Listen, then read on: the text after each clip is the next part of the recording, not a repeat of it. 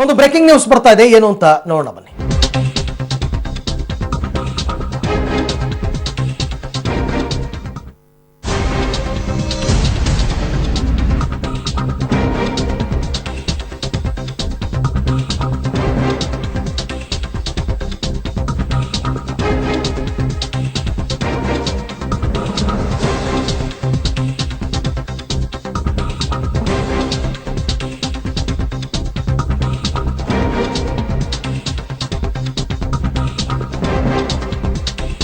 ಮಂಡ್ಯದಲ್ಲಿ ಕೆಲವೇ ಕ್ಷಣಗಳಲ್ಲಿ ಕಾಂಗ್ರೆಸ್ ಜೆಡಿಎಸ್ನ ಒಮ್ಮತದ ಅಭ್ಯರ್ಥಿಯಾಗಿ ನಿಖಿಲ್ ಕುಮಾರಸ್ವಾಮಿಯ ಹೆಸರು ಘೋಷಣೆಯಾಗ್ತಾ ಇದೆ. ಅಭ್ಯರ್ಥಿ ಘೋಷಣೆಯಾದ ಬಳಿಕ ಸಮಾವೇಶಕ್ಕೆ ಆಗಮಿಸಲಿದ್ದಾರೆ ದೇವೇಗೌಡರು ಮತ್ತು ಮುಖ್ಯಮಂತ್ರಿ ಕುಮಾರಸ್ವಾಮಿ. ಮದ್ದೂರಿನಲ್ಲಿ ಬೈಕ್ ರ್ಯಾಲಿಯನ್ನು ಆಯೋಜಿಸಲಾಗಿತ್ತು, ಅದನ್ನು ರದ್ದು ಮಾಡಿ ನೇರವಾಗಿ ಈಗ ಮಂಡ್ಯಕ್ಕೆ ಆಗಮಿಸ್ತಾ ಇದ್ದಾರೆ ನಿಖಿಲ್. ದೋಸ್ತಿ ಅಭ್ಯರ್ಥಿಯಾಗಿ ನಿಖಿಲ್ ಕುಮಾರಸ್ವಾಮಿಯ ಹೆಸರು ಘೋಷಣೆಯಾಗುತ್ತಾ ಇದೆ. ಮಂಡ್ಯದಲ್ಲಿ ಕೆಲವೇ ಕ್ಷಣಗಳಲ್ಲಿ ಕಾಂಗ್ರೆಸ್ ಮತ್ತು ಜೆಡಿಎಸ್ ಅಭ್ಯರ್ಥಿಯ ಘೋಷಣೆ ಆಗುತ್ತೆ ಅಧಿಕೃತವಾಗಿ. ಇದಾದ ಬಳಿಕ ಸಮಾವೇಶಕ್ಕೆ ಮುಖ್ಯಮಂತ್ರಿ ಕುಮಾರಸ್ವಾಮಿ ಮತ್ತು ಮಾಜಿ ಪ್ರಧಾನಿ ದೇವೇಗೌಡರು ಆಗಮಿಸುತ್ತಾರೆ. ಇದಕ್ಕೂ ಮುನ್ನ ಮದ್ದೂರಿನಿಂದ ಮಂಡ್ಯದ ತನಕ ಬೈಕ್ ರ್ಯಾಲಿಯನ್ನು ಆಯೋಜಿಸಲಾಗಿತ್ತು. ಈಗ ಸದ್ಯಕ್ಕೆ ಬೈಕ್ ರ್ಯಾಲಿಯನ್ನು ರದ್ದುಗೊಳಿಸಿ ನೇರವಾಗಿ ಮಂಡ್ಯಕ್ಕೆ ಆಗಮಿಸ್ತಾ ಇದ್ದಾರೆ ಅಭ್ಯರ್ಥಿ ನಿಖಿಲ್ ಕುಮಾರಸ್ವಾಮಿ.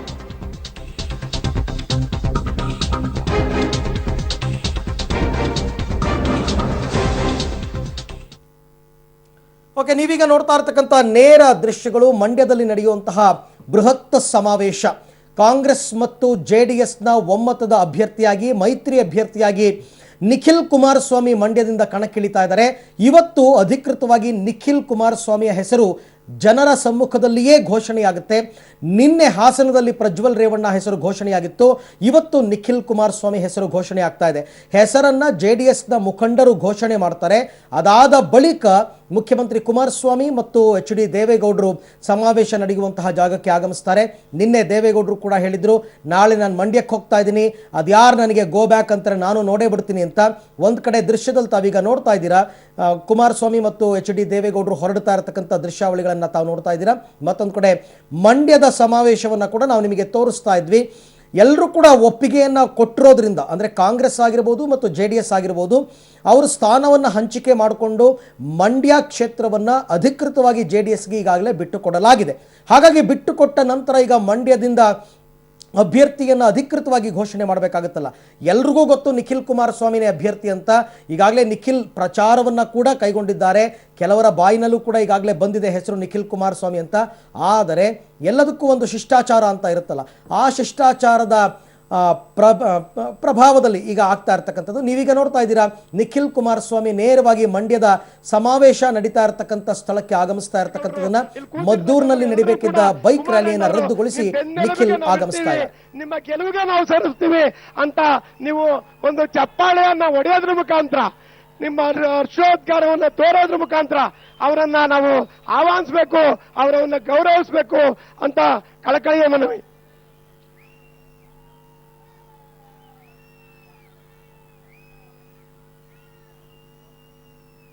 ನಿಖಿಲ್ ಕುಮಾರಸ್ವಾಮಿ ಈಗಾಗಲೇ ವೇದಿಕೆಗೆ ಬಂದಿದ್ದಾರೆ.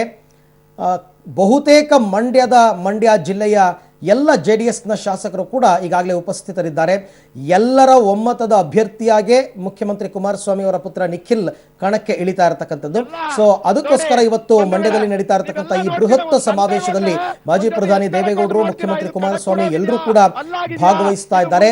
ಒಂದು ರೀತಿ ಚುನಾವಣೆ ಘೋಷಣೆಗೂ ಮುನ್ನವೇ ಅತ್ಯಂತ ಕುತೂಹಲ ಕೆರಳಿಸಿದಂತಹ ಕ್ಷೇತ್ರ ಅಂದರೆ ಅದು ಮಂಡ್ಯ ಅಂತ ಗೊತ್ತಾಗಿತ್ತು. ಯಾಕೆಂದ್ರೆ ಒಂದು ಮುಖ್ಯಮಂತ್ರಿಯ ಪುತ್ರ ಸ್ಪರ್ಧೆ ಮಾಡ್ತಾ ಇದ್ದಾರೆ ಅಂತ, ಮತ್ತೊಂದು ಕಡೆ ಅಂಬರೀಷ್ ಅವರ ಪತ್ನಿ ಸುಮಲತಾ ಅವರಿಗೆ ಕಾಂಗ್ರೆಸ್ ಟಿಕೆಟ್ ಕೊಡ್ಲಿಲ್ಲ ಅನ್ನೋದಕ್ಕಿಂತ ಹೆಚ್ಚಾಗಿ ಕಾಂಗ್ರೆಸ್ ಬಿಟ್ಟುಕೊಟ್ಟಿದೆ. ಹಾಗಾಗಿ ಪಕ್ಷೇತರರಾಗಿ ಸ್ಪರ್ಧೆ ಮಾಡುವಂತಹ ಇಂಗಿತವನ್ನ ಸುಮಲತಾ ಅಂಬರೀಷ್ ಅವರು ವ್ಯಕ್ತಪಡಿಸಿದ್ದಾರೆ. ಸೊ ಇನ್ನೇನು ಕೆಲವೇ ಹೊತ್ತಿನಲ್ಲಿ ಎಲ್ಲರೂ ಕೂಡ ಡಿ ಸಿ ತಮ್ಮಣ್ಣ ಇವಾಗ ಮಾತನಾಡ್ತಾ ಇದ್ದಾರೆ, ಸಾರಿಗೆ ಸಚಿವರು. ಇನ್ನೇನು ಕೆಲವೇ ಹೊತ್ತಿನಲ್ಲಿ ಮಾಜಿ ಪ್ರಧಾನಿ ಮತ್ತು ಕುಮಾರಸ್ವಾಮಿ ಎಲ್ಲರೂ ಆಗಮಿಸಿದ ನಂತರ ನಿಖಿಲ್ ಕುಮಾರಸ್ವಾಮಿ ಇವತ್ತಿನಿಂದ ಅಧಿಕೃತವಾದ ಅಭ್ಯರ್ಥಿ ಆಗ್ತಾರೆ.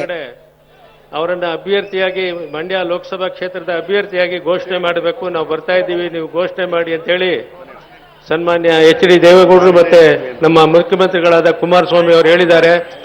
ಅದರಿಂದ ನಾವೆಲ್ಲರೂ ಕೂಡ ಮಂಡ್ಯ ಜಿಲ್ಲೆಯ ಎಲ್ಲ ಶಾಸಕರುಗಳು ಒಗ್ಗೂಡಿ ಇವತ್ತಿನ ದಿವಸ ನಿಖಿಲ್ ಕುಮಾರಸ್ವಾಮಿ ಅವರನ್ನ ಮಂಡ್ಯ ಲೋಕಸಭಾ ಕ್ಷೇತ್ರದ ಅಭ್ಯರ್ಥಿಯಾಗಿ ನಾವೆಲ್ಲರೂ ಕೂಡ ತಮ್ಮ ಆಶೀರ್ವಾದದೊಂದಿಗೆ ಘೋಷಣೆ ಮಾಡ್ತಾ ಇದ್ದೀವಿ.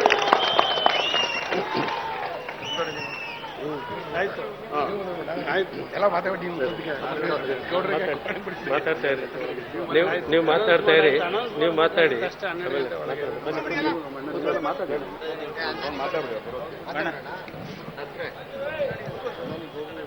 ಮಂಡ್ಯ ಜಿಲ್ಲೆಯ ಎಲ್ಲ ನನ್ನ ತಂದೆ ತಾಯಂದಿರೇ, ಅಣ್ಣ ತಮ್ಮಂದಿರೇ, ಅಕ್ಕ ತಂಗಿಯರೇ, ಯುವಕ ಸ್ನೇಹಿತರೆ, ಎಲ್ಲ ನಮ್ಮ ಶಾಸಕರೇ, ಎಲ್ಲ ನಮ್ಮ ಪಕ್ಷದ ಜಿಲ್ಲಾ ಮತ್ತು ತಾಲೂಕು ಮಟ್ಟದ ಪದಾಧಿಕಾರಿಗಳೇ, ವಿವಿಧ ಘಟಕಗಳ ಅಧ್ಯಕ್ಷರೇ, ನಗರಸಭಾ ಸದಸ್ಯರೇ, ತಾಲೂಕು ಪಂಚಾಯತಿ, ಪುರಸಭೆ, ಜಿಲ್ಲಾ ಪಂಚಾಯತಿಯ ಸದಸ್ಯರುಗಳೇ, ಇವತ್ತು ಮಾಜಿ ಸದಸ್ಯರುಗಳೇ, ಎಲ್ಲ ಗೌರವಾನ್ವಿತ ಮಾಧ್ಯಮದ ಸ್ನೇಹಿತರೆ, ಆತ್ಮೀಯರೇ, ಬಂಧುಗಳೇ, ತಾಯಂದಿರೇ, ಎಲ್ಲ ಸ್ತ್ರೀ ಶಕ್ತಿ ಸ್ವಸಹಾಯ ಸಂಘದ ಎಲ್ಲ ಪದಾಧಿಕಾರಿಗಳೇ, ಇನ್ನು ಕೆಲವೇ ನಿಮಿಷದಲ್ಲಿ ನಿಮ್ಮೆಲ್ಲರ ಪ್ರೀತಿಯ ಈ ನಾಡು ಕಂಡಂತ ಬಡವರ ಮಹಾನ್ ನಾಯಕ ಎಚ್.ಡಿ. ಕುಮಾರಸ್ವಾಮಿ ಅವರು, ಈ ರಾಷ್ಟ್ರ ಕಂಡಂತ ಮುತ್ಸದ್ದಿ ಮಾಜಿ ಪ್ರಧಾನಿ ಎಚ್.ಡಿ. ದೇವೇಗೌಡರು ಅವರ ಇವತ್ತು ರಾಜಕೀಯ ಎಲ್ಲ ಇವರ ಬದುಕಿನಲ್ಲಿ ಒಂದು ಸಣ್ಣ ಕಪ್ಪು ಚುಕ್ಕಿಯನ್ನು ಕೂಡ ಅಂಟಿಸಿಕೊಳ್ಳದೇನೆ ಭ್ರಷ್ಟಾಚಾರ ರಹಿತವಾಗಿ ಈ ದೇಶವನ್ನ ರಾಜ್ಯವನ್ನ ಆಳಿದಂತ ನಿಮ್ಮೆಲ್ಲರ ಪ್ರೀತಿಯ ಇವತ್ತು ಎಚ್.ಡಿ. ದೇವೇಗೌಡಜಿಯವರು ಈ ಕಾರ್ಯಕ್ರಮಕ್ಕೆ ಆಗಮಿಸ್ತಾ ಇದ್ದಾರೆ.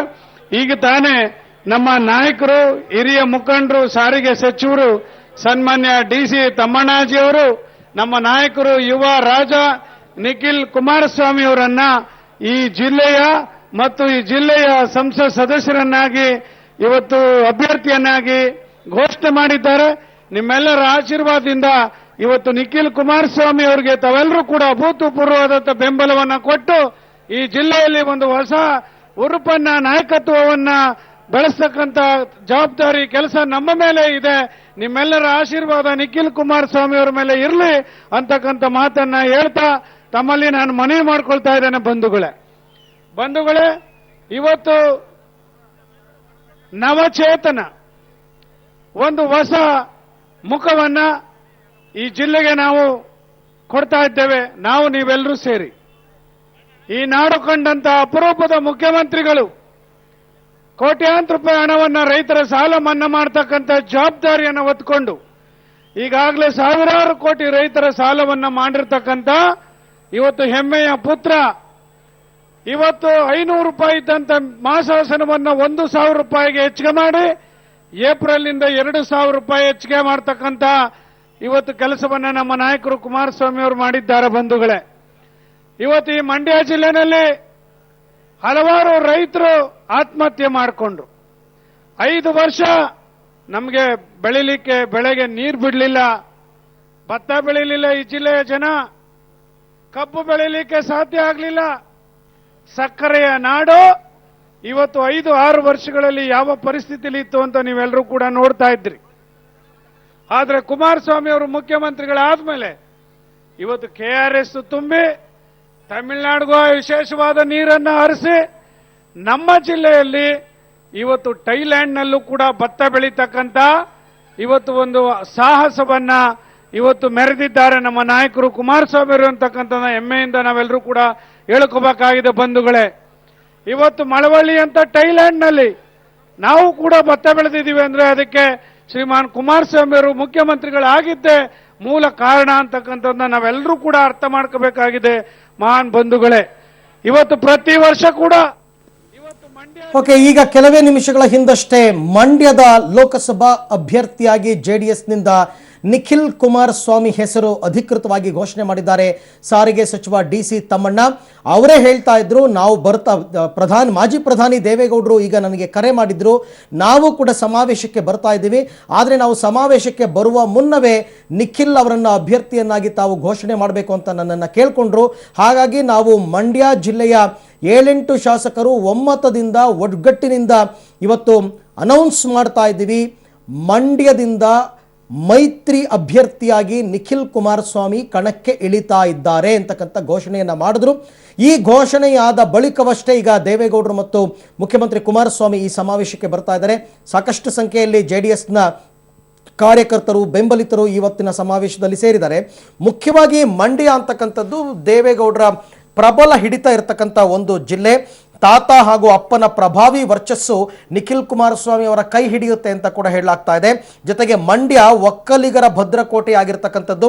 ಸಾಮಾನ್ಯವಾಗಿ ಚುನಾವಣೆ ಅಂತಂದರೆ ಜಾತಿವಾರು ಲೆಕ್ಕಾಚಾರವನ್ನು ಹಾಕಬೇಕಾಗತ್ತೆ.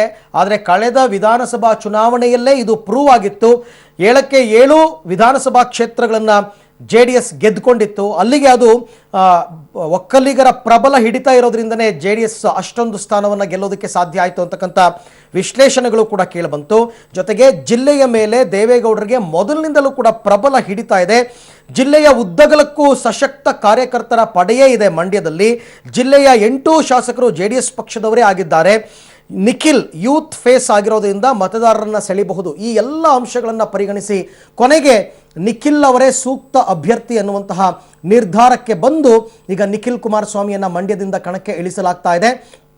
ಕಳೆದ ಬಾರಿ ಬೈ ಎಲೆಕ್ಷನ್ ಆಗಿತ್ತು. ಪುಟ್ಟರಾಜು ಅವರು JDSನಿಂದ ಸಂಸದರಾಗಿದ್ದಂತಹ ಸಂದರ್ಭದಲ್ಲಿ ಅವರು ಕಳೆದ ಚುನಾವಣೆಯಲ್ಲಿ ಗೆದ್ದಿದ್ದರಿಂದ ರಾಜೀನಾಮೆಯನ್ನು ಕೊಟ್ಟಿದ್ದರು. ಅಲ್ಲಿ ನಡೆದಂತಹ ಬೈ ಎಲೆಕ್ಷನ್ನಲ್ಲಿ ಕೂಡ ಮೈತ್ರಿ ಅಭ್ಯರ್ಥಿಯಾಗಿ LR ಶಿವರಾಮೇಗೌಡರು ಸ್ಪರ್ಧೆ ಮಾಡಿದರು. ಆ ಸಂದರ್ಭದಲ್ಲಿ LR ಶಿವರಾಮೇಗೌಡರು ಕೂಡ 3.5 ಲಕ್ಷಕ್ಕೂ ಅಧಿಕ ಮತಗಳಿಂದ ಜಯ ಗಳಿಸಿದ್ರು. ಸೊ ಹಾಗಾಗಿ ಹಾಲಿ ಸಂಸದರೂ ಕೂಡ ಮಂಡ್ಯದಿಂದ JDSನವರೇ ಆಗಿರೋದ್ರಿಂದ ಈ ಬಾರಿಯೂ ಕೂಡ ಮಂಡ್ಯಕ್ಕೆ JDSಗೆ ಮಂಡ್ಯವನ್ನು ಬಿಟ್ಟುಕೊಡಬೇಕು ಅಂತಕ್ಕಂಥ ಮಾತುಕತೆ ನಡೆದಿತ್ತು. ಅದಕ್ಕೆ ಕಾಂಗ್ರೆಸ್ ಕೂಡ ಒಪ್ಪಿಕೊಂಡಿತ್ತು. ಇವತ್ತು ಅಧಿಕೃತವಾಗಿ ನಿಖಿಲ್ ಕುಮಾರಸ್ವಾಮಿಯನ್ನು ಅಭ್ಯರ್ಥಿ ಅಂತ ಅನೌನ್ಸ್ ಮಾಡಲಾಗಿದೆ. ನಿನ್ನೆ ಹಾಸನದಲ್ಲಿ ಪ್ರಜ್ವಲ್ ರೇವಣ್ಣ ಅಭ್ಯರ್ಥಿ ಅಂತಕ್ಕಂಥದ್ದನ್ನು ಸ್ವತಃ ದೇವೇಗೌಡರ ಸಮ್ಮುಖದಲ್ಲಿ, ರೇವಣ್ಣ ಅವರ ಸಮ್ಮುಖದಲ್ಲಿ ಅನೌನ್ಸ್ ಮಾಡಲಾಗಿತ್ತು.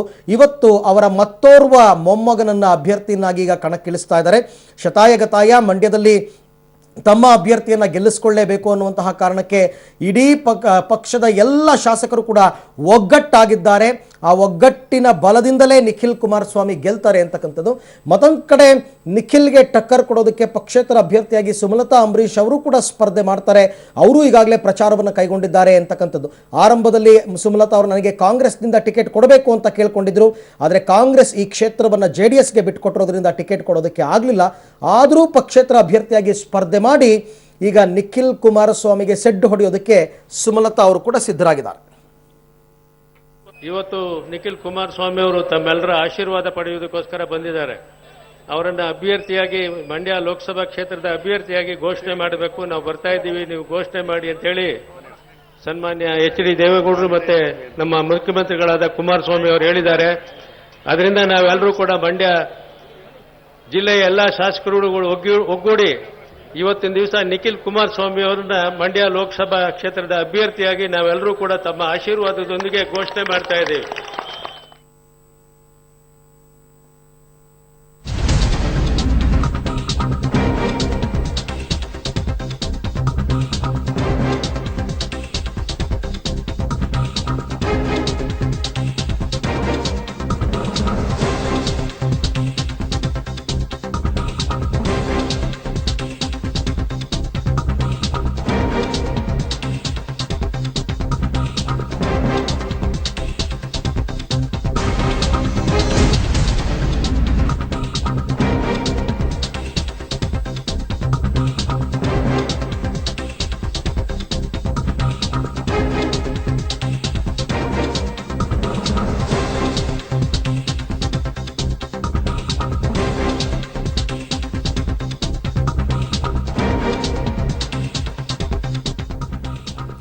ಓಕೆ, ದೇವೇಗೌಡರು ಮತ್ತು ಕುಮಾರಸ್ವಾಮಿ ಅವರ ಅನುಪಸ್ಥಿತಿಯಲ್ಲೇ ನಿಖಿಲ್ ಅಧಿಕೃತ ಅಭ್ಯರ್ಥಿ ಅಂತ ಘೋಷಣೆ ಮಾಡೋದಕ್ಕೆ ಏನು ಕಾರಣ ಅಂತಕ್ಕಂಥ ಒಂದು ಪ್ರಶ್ನೆ ಉದ್ಭವ ಆಗಿತ್ತು. ಆ ಪ್ರಶ್ನೆಗೆ ಈಗ ಉತ್ತರ ಸಿಗ್ತಾ ಇದೆ. ಇವತ್ತು ಮಧ್ಯಾಹ್ನ 1:30ರಿಂದ ರಾಹುಕಾಲ ಆರಂಭ ಆಗ್ತಾ ಇದೆ. ಹಾಗಾಗಿ ರಾಹುಕಾಲಕ್ಕಿಂತ ಮುಂಚಿತವಾಗಿಯೇ ನಿಖಿಲ್ ಕುಮಾರಸ್ವಾಮಿಯನ್ನ ಅಭ್ಯರ್ಥಿ ಅಂತ ಘೋಷಣೆ ಮಾಡಬೇಕು. ಯಾಕಂದರೆ ಪ್ರತಿಯೊಂದಕ್ಕೂ ಟೈಮ್ ನೋಡ್ತಾರೆ ದೇವೇಗೌಡರ ಕುಟುಂಬದ ಸದಸ್ಯರು. ಹಾಗಾಗಿ ನಿಖಿಲ್ ಹೆಸರು ಘೋಷಣೆ ಮಾಡೋದಕ್ಕೂ ಕೂಡ ಸರಿಯಾದ ಸಮಯವನ್ನು ನೋಡಿದ್ದಾರೆ. ಜ್ಯೋತಿಷಿಗಳು ಸರಿಯಾದ ಸಮಯವನ್ನು ತಿಳಿಸಿದ್ದಾರೆ. ಆ ಸಮಯಕ್ಕೆ ಸರಿಯಾಗಿ ನಿಖಿಲ್ ಅವರನ್ನು ಅಭ್ಯರ್ಥಿ ಅಂತ ಘೋಷಣೆ ಮಾಡಿದ್ದಾರೆ. ರಾಹುಕಾಲಕ್ಕೂ ಮುನ್ನವೇ ಒಂದು ವೇಳೆ ದೇವೇಗೌಡರು ಮತ್ತು ಕುಮಾರಸ್ವಾಮಿ ಬರೋದು ತಡವಾಗಬಹುದು ಅಂತಕ್ಕಂಥ ಕಾರಣದಿಂದಲೇ ಈಗ ತಮ್ಮ ಪಕ್ಷದ ಸಚಿವರ ಬಳಿಯಿಂದಲೇ ಅಧಿಕೃತವಾದ ಅಭ್ಯರ್ಥಿ ಹೆಸರನ್ನು ಘೋಷಣೆ ಮಾಡಿದ್ದಾರೆ. ಸಹಸ್ರಾರು ಸಂಖ್ಯೆಯಲ್ಲಿ ನೆರೆದಿರ್ತಕ್ಕಂಥ JDSನ ಕಾರ್ಯಕರ್ತರು, ಕುಮಾರಸ್ವಾಮಿ ಅಭಿಮಾನಿಗಳು ಇವರೆಲ್ಲರ ಸಮ್ಮುಖದಲ್ಲಿ ಈಗ ನಿಖಿಲ್ ಮಂಡ್ಯದಿಂದ ಲೋಕಸಭಾ ಕ್ಷೇತ್ರದ ಅಭ್ಯರ್ಥಿ JDSನ ಅಭ್ಯರ್ಥಿ ಅಂತ ಘೋಷಣೆ ಆಗೋದಕ್ಕೂ ಕೂಡ ಟೈಮನ್ನು ನೋಡಿದ್ದಾರೆ ಅಂತಕ್ಕಂಥದ್ದು ಈಗ ಸ್ಪಷ್ಟವಾಗಿ ಗೊತ್ತಾಗ್ತಾ ಇದೆ. ನಿಖಿಲ್ ಕುಮಾರಸ್ವಾಮಿ ಬಂದ ತಕ್ಷಣ ಅದಕ್ಕೋಸ್ಕರನೇ ಅವರು ಬೈಕ್ ರ್ಯಾಲಿಯನ್ನು ರದ್ದು ಮಾಡಿದ್ದು. ಮದ್ದೂರಿನಿಂದ ಮಂಡ್ಯ ತನಕ ಬೈಕ್ ರ್ಯಾಲಿಯಲ್ಲಿ ನಿಖಿಲ್ ಬರಬೇಕಾಗಿತ್ತು. ಅದು ಮೊದಲು ನಿರ್ಧಾರವಾಗಿದ್ದಂತಹ ಪ್ಲ್ಯಾನ್. ಬಟ್ ಏಕಾಏಕಿ ಆ ಪ್ಲ್ಯಾನ್ ರದ್ದಾಗುತ್ತೆ. ಬೈಕ್ ರ್ಯಾಲಿಯನ್ನು ರದ್ದು ಮಾಡಿ ನೇರವಾಗಿ ಮಂಡ್ಯಕ್ಕೆ ಆಗಮಿಸ್ತಾರೆ. ಯಾಕೆ ಅಂದರೆ ಟೈಮ್ ಆಗೋಗುತ್ತೆ, 1:30ಕ್ಕೆ ರಾಹುಕಾಲ ಶುರುವಾಗ್ಬಿಡುತ್ತೆ ಅನ್ನೋ ಕಾರಣಕ್ಕೋಸ್ಕರ ಬೇಗ ಅಧಿಕೃತವಾಗಿ ಅಭ್ಯರ್ಥಿಯನ್ನು ಘೋಷಣೆ ಮಾಡಲಾಗಿದೆ. ಇನ್ನು ಮುಂದಕ್ಕೆ ಈಗ ದೇವೇಗೌಡರು ಮತ್ತು ಕುಮಾರಸ್ವಾಮಿ ಆ ಸಮಾವೇಶ ನಡೀತಾ ಇರತಕ್ಕಂಥ ಸ್ಥಳಕ್ಕೆ ಆಗಮಿಸ್ತಾರೆ.